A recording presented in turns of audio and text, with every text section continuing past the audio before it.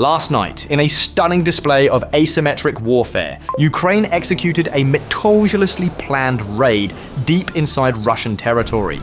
For just $412,000, a swarm of ingeniously modified drones faced off against Russia's formidable multi-billion-dollar air defense network.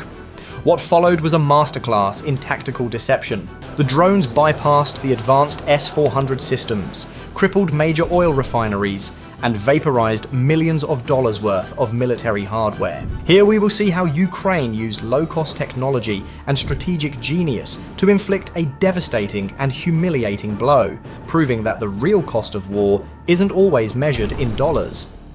At 3:47 a.m., the initial phase of the operation commenced as 4 long-range unmanned aerial vehicles, identified as UJ-26 Beaver drones, approached the outskirts of Moscow. The drones flew at a low altitude and maintained a speed of 380 kilometers per hour, navigating toward one of Russia's largest oil refineries near Ryazan. The primary air defense for this sector consisted of a formidable S-400 Triumph surface-to-air missile on SAM battery. According to reports, radar operators initially misclassified the incoming drones, as their flight characteristics appeared on screens as a non-threatening anomaly, much like a flock of birds in a tight formation. The tactical sequence unfolded with calculated precision. At a distance of 52 kilometers from the refinery and just 27 kilometers from the S-400 battery, the lead Beaver drone executed a sharp climb, rapidly ascending to an altitude of 800 meters. This was a deliberate maneuver designed to elicit a definitive response from the S-400 system. The battery commander, presented with a closing threat and a narrow 14-second window to decide between engagement and potential misidentification, authorized a launch. On his command, 2 48 N6 DM interceptor missiles, each valued at approximately $2 million, launched from their tubes, capable of accelerating to Mach 6 within seconds. However, the Ukrainian operational plan had anticipated this exact reaction. Immediately after triggering the launch, the Beaver drones executed a steep dive, descending back to an altitude of 200 meters and vanishing below the S-400's radar horizon. The 48 N6 DM missiles utilize a semi-active radar homing guidance system, which requires continuous illumination of the target by the ground-based engagement radar. Once the drones dropped below the radar's line of sight, the guidance signal was lost. The missile's onboard computers attempted to predict the drone's flight path based on their last known position, but the abrupt change in altitude made these predictions inaccurate. The interceptors detonated their 180-kilogram fragmentation warheads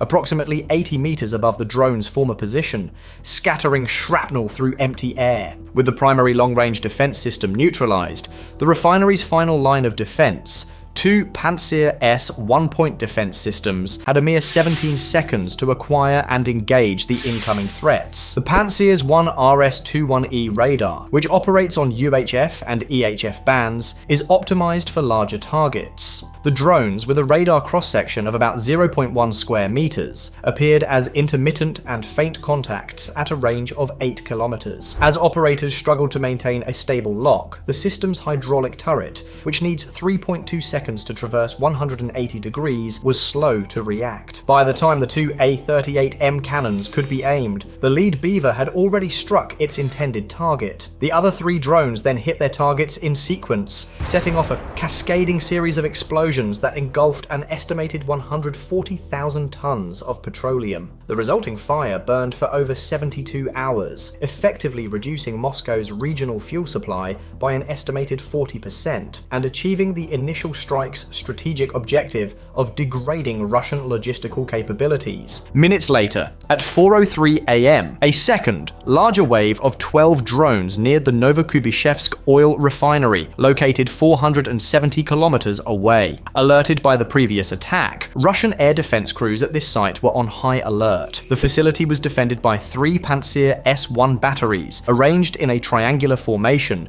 to provide overlapping fields of fire. The commanders, having studied studied previous Ukrainian tactics, were confident in their ability to neutralize this new threat. The Ukrainian planners, however, had prepared a complex electronic warfare and decoy strategy. As the drone swarm approached, 4 of the 12 UAVs suddenly climbed to an altitude of 1,500 meters, intentionally exposing themselves to Russian radar. At the same time, these 4 drones deployed corner reflectors, which are simple triangular aluminum devices engineered to generate a powerful and distinct radar return. The radar signature of the drones was transformed, mimicking the aspect ratio, speed, and frequency response of a much larger, higher priority target, a KH-101 cruise missile. The Pantsir's classification system immediately flagged these contacts as a primary threat, compelling the battery commander to follow engagement protocols that prioritize cruise missiles above all else. Within 12 seconds, 8 57E6 missiles were launched at the 4 decoy targets. As the missiles closed in, the decoys began to release additional reflectors at 2-second intervals, creating the illusion of multiplying targets on the Russian radar displays.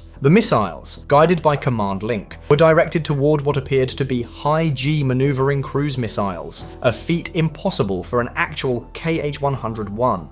An estimated $3 million worth of advanced interceptors was expended on simple aluminum foil. While the Pantsir systems were engaged with the high-altitude decoys, the actual attack began. 8 UJ-22 drones had used the distraction to approach the refinery from the opposite direction at an altitude of only 50 meters. This tactic exploited a critical vulnerability of the Pantsir S-1. Its phased array radar is fixed to its turret and has a limited electronic steering range of 45 degrees left or right. To engage a threat from the rear, the entire 3,000 kilogram turret must physically rotate, a process that takes 4.7 seconds. The attack was timed flawlessly. The UJ-22S were already inside the 1.2 kilometer minimum engagement range of the 57E6 missiles, which require 1.5 seconds of flight time to arm their proximity fuses. The system's last line of defense, its twin 30mm2 A38M cannons,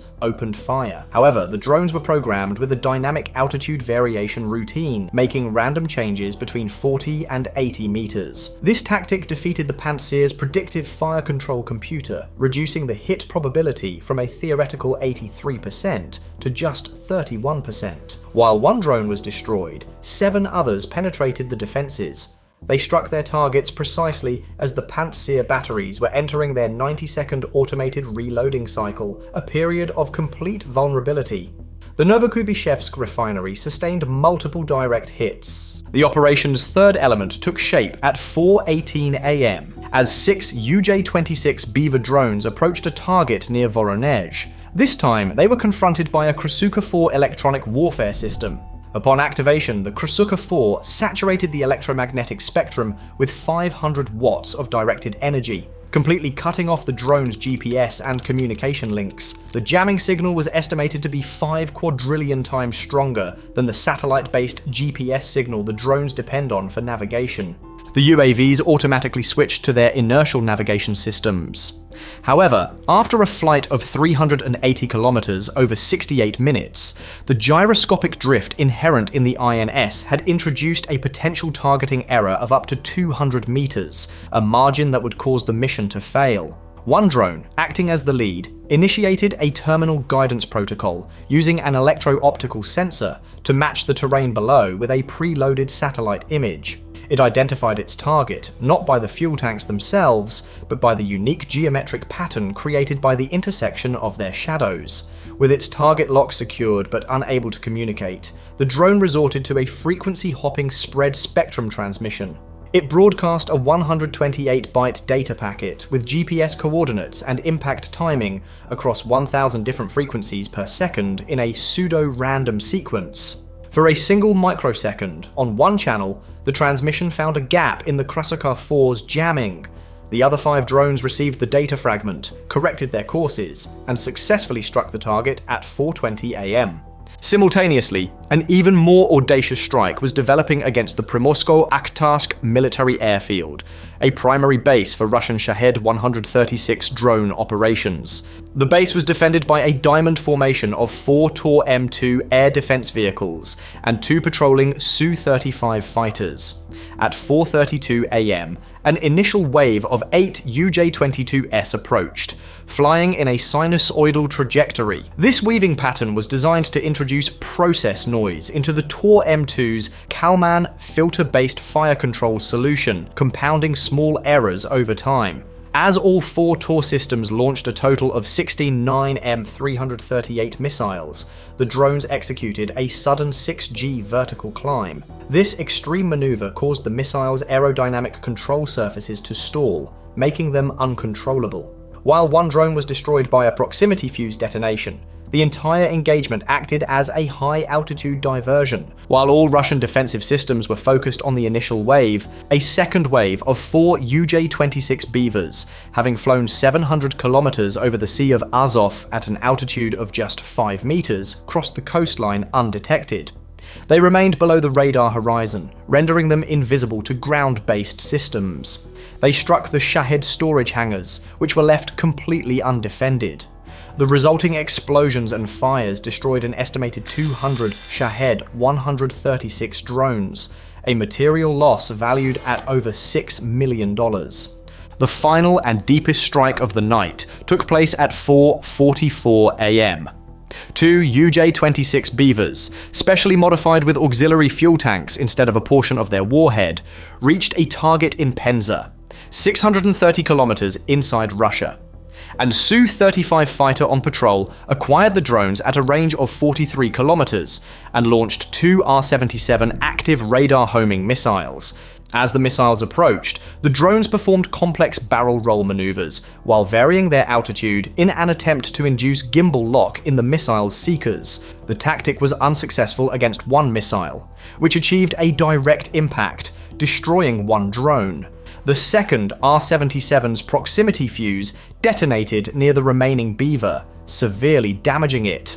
Despite the damage, the drone's flight computer remained functional. It made a final course correction, and at 4:46 a.m. crashed into a critical semiconductor fabrication plant. The 15-kilogram warhead, combined with the impact, destroyed the facility's clean room, vaporizing high-value electron beam lithography and ion implantation equipment. This single strike effectively paralyzed Russia's domestic military-grade microchip production for an estimated minimum of 6 months. The cumulative effect of this multi-pronged operation was strategically significant. For an expenditure of approximately $412,000 on drones, Ukraine inflicted tens of millions of dollars in direct monetary damage, severely disrupted fuel logistics, and crippled a vital component of Russia's military-industrial complex.